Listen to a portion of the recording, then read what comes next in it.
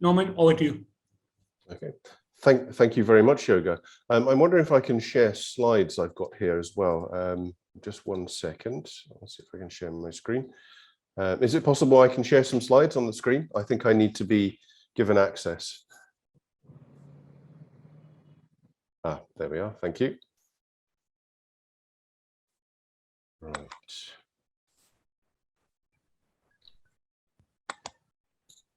Okay, thank you. Right, can everyone see that okay? Yes. Okay, fantastic. Yeah. That's great.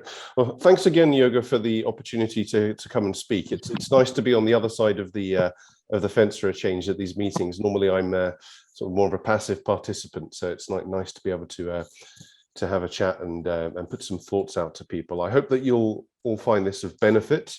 Unlike most advisors that I've encountered over and probably unlike myself many years ago as well, rather than talking about specific products, about markets in the short term, I tend to focus these days on goals, because that's where the gold is, let's say, in terms of personal financial planning. So a little bit about myself. Yoga's already introduced me, but I'll just give you a very quick overview. So as he mentioned, I'm Chartered Institute Securities qualified. I've been here for 22 years, as you can probably see by the grey in my beard now. I'm part of the Lawson's network. So we're a network of independent advisors that have licenses in a number of different countries, including in the UAE and Switzerland. We either have licenses directly or we do it through partnership with certain handpicked reputable firms. I'm also a father, a husband, and an avid sci-fi fan. So if anyone wants to talk to me about space and futurism at a later date, I'll be more than happy to do that. So before we begin, I really want to sum up the crux of this talk, which is a question that you need to ask yourselves. As we know these days, markets are all over the place, and the financial news is generally very, very negative. We just talked about the events in Sri Lanka, which of course will have an impact on market sentiment. So a question to ask yourself is, why does this negative news affect you personally? Why are a lot of people waiting for markets to bottom out for the end of the decline before they will think about deploying their assets and getting them working for them? Why is timing important? I think these are questions that a lot of people ask me in my day-to-day work, and I normally respond with something like this, which is a quote by John Rockefeller. I'm not too sure if any of you know about John Rockefeller. He's one of the wealthiest men in history, actually. And he said very clearly that if your goal is only to become rich, you'll never achieve it. One of the problems with chasing returns is that you'll add more and more risk every time you chase a return. So in the first year you make 5%, the next year you make 10%, then you want 20, then you want 30, then you want to double your money. And in doing so, you're piling on more and more risk. And at some point, you start gambling, and that's when things go wrong. So a quick note on what I do really and how this ties into the talk is Financial Planning 101. There are two things we do as financial planners that we try to address, which is what happens when things go wrong and what happens when things go right. And today I know a lot of people here are running businesses as well as working in businesses. So I'm going to give a business example and a personal example of what happens when things go this way. So a well-prepared business starts off with a proper business plan. They look at company structure, they look at registration, they look at tax planning, they think about liability insurance, depending on the kind of industry they're in. They look at cash flow, having backup cash. They may think about succession planning. If the business owners were to pass away, what happens to the business? Many businesses will also plan what happens if the business doesn't do well. How do they wind that down in a proper and measured fashion? And then, of course, a good business will always have regular reviews and audits. They may be speaking to someone like Yoga, for example, about going through their accounts and their finances to make sure things are on track. An individual should be doing the same thing. An individual needs their own plan, but the individual will have slightly different needs, of course, to a business, but it's the same principle. Individuals tend to look at things in the short, medium, and long term. So to protect yourself and make sure that you're ready for when things go wrong in the short term, you'll think about things like having cash reserves. You'll think about having things like health insurance. If you're in a country like the UAE, for example, this covers you in the short term. It makes sure that you're not suddenly hit with surprises that you can't meet, that you need to borrow money or cash in other assets. And then if you're looking in the medium term, let's say 4 or 5 years, if something were to go wrong, seriously go wrong, you might think about things like your critical illness insurance, which is essentially money that comes into play should you not be working for a long time because of accidents and serious illnesses. And then, of course, the one thing that people don't like to talk about too much is what happens if you're not around. What happens to your obligations, to your business, to your families, to your communities? Well, that's where life insurance comes into play. But most of us like to talk about when things go right. So if a business is running very well, they're building up their reserves of cash, they start thinking about segregating their finances in different ways, perhaps over different jurisdictions, depending on the kind of business they have. They start looking at things like employee benefits because they want to retain their staff. They may look at opening the business up to public and private share options. A good business will be looking at new technologies, keep up with current trends. And they'll also still have a clear exit strategy, which they'll review on a regular basis as well, because they may want to sell the business one day. And again, a successful individual does the same sort of thing. They have their cash reserves so that if they're caught out for a few months, let's use the lockdowns, for example, 3 to 6 months where some people didn't earn any money. Successful individuals were able to cover that without dipping into investments. They'll have segregated accounts because, as many of you know, that in most parts of the world, bank accounts have a certain limit to what they will insure and protect you against. So it's important to have several accounts spread out. They'll start thinking about medium-term investments to get their surplus cash working for them. So they might look at bonds and loan notes. And then, of course, they'll be planning their financial freedom or their retirement for the medium to long term as well. So they'll start thinking about stock portfolios, properties, things like that as well, so that their money's working, they've got different money working for them at different times. But to come back to what the whole point of this talk is today, it's really about goals. So we all know what goals are. We've all got our own goals. I hope we have, and we've thought about them, what we want out of life, not just in terms of monetary goals, but things like where we want to live, the kind of lifestyle we like, what we'd like for our families, for our communities, our health, our well-being, etc. Something I maintain, and I've maintained for quite some time, is that goals actually matter more than what you actually invest in.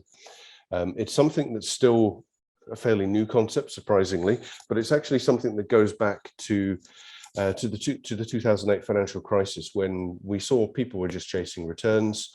They were looking for ever increasing portfolios. And then, of course, when that happened and that crashed, because they weren't framing those investments on anything in particular, they were caught out. And we saw this recently as well in 2020 with many people.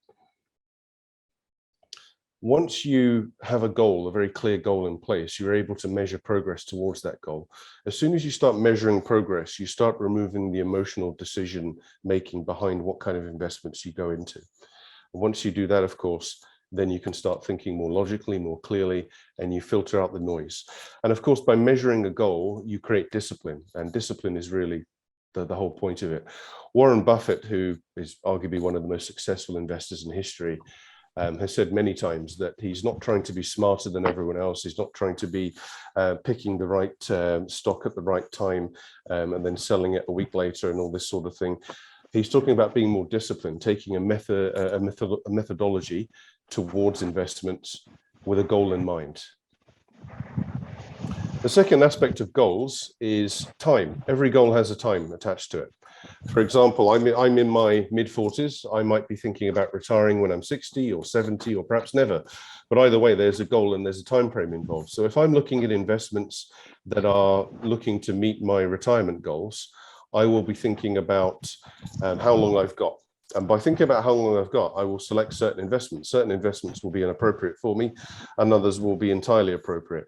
But instead of looking just at returns, I'm now looking at a deeper thing. I think we've got some, someone's got their microphone on here in the background, by the way. I don't know, I can hear some noise there.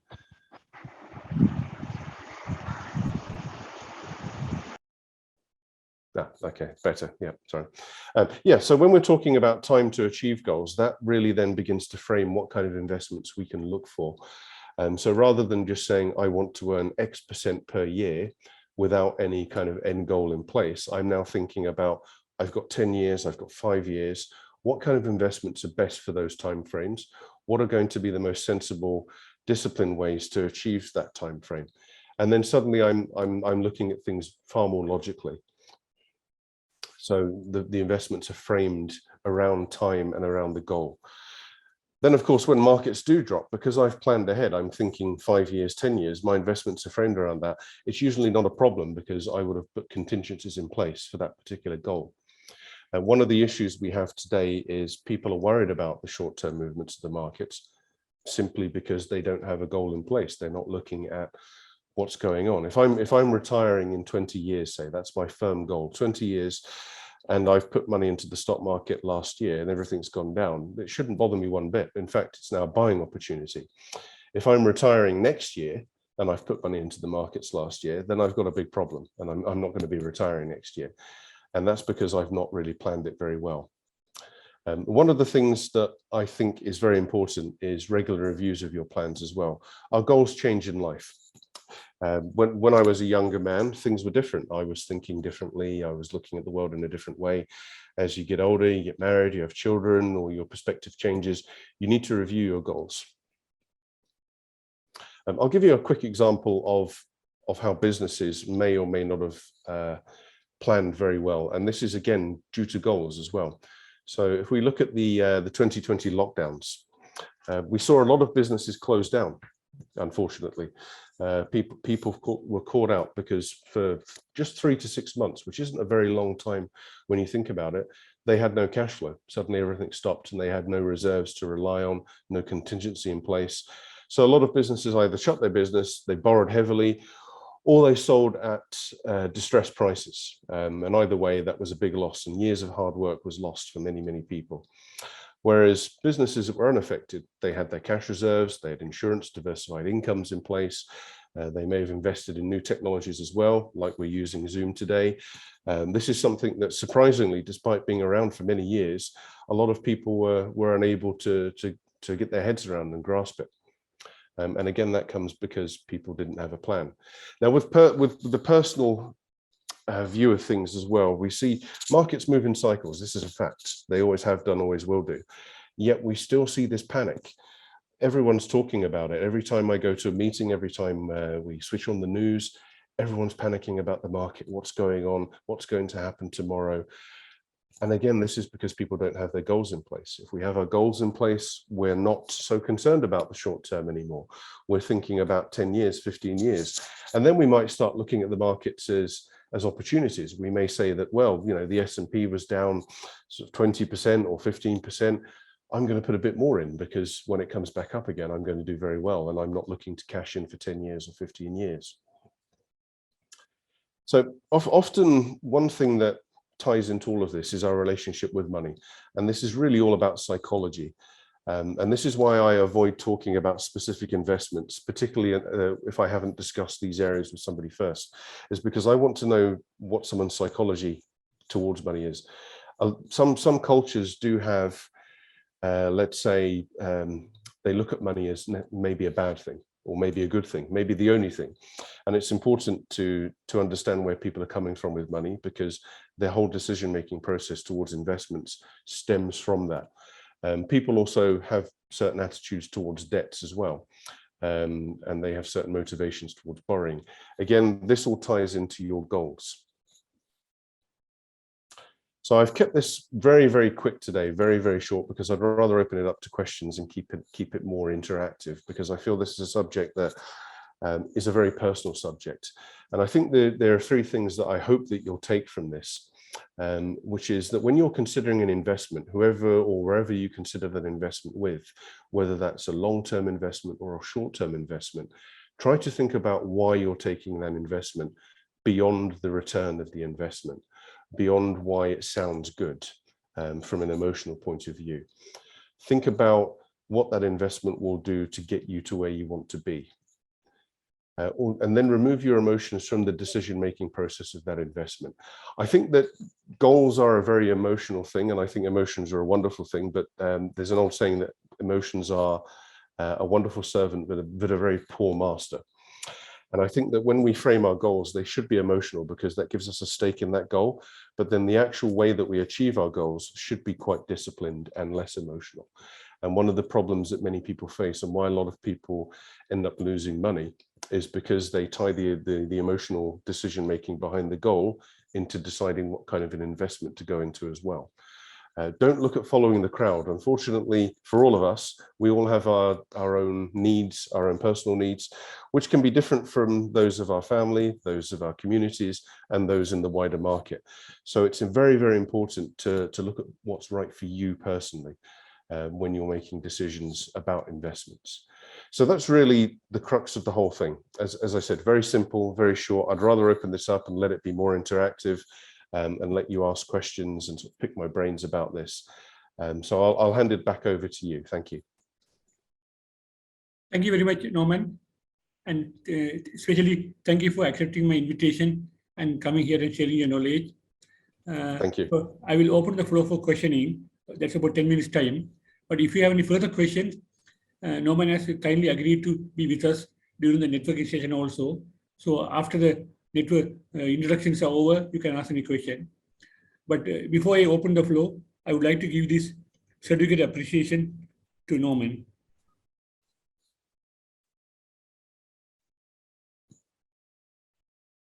Thanks a lot, Norman. So I will send this to you by email. Thank you very much, Yoga. I appreciate that.